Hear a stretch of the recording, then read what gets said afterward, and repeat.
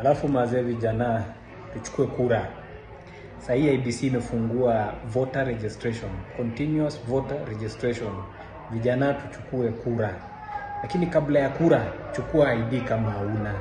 Makosa number 1, unataka kuomoka, unataka kazi na una ID. Anza na ID. Utaanza aje kuomoka kama una ID?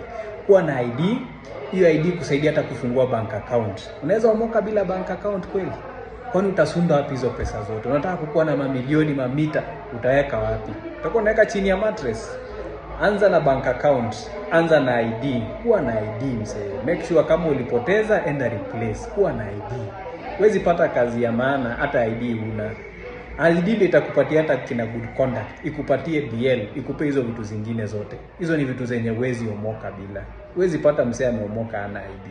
Unless wewe ni mwizi. Wewe ni mwizi labda.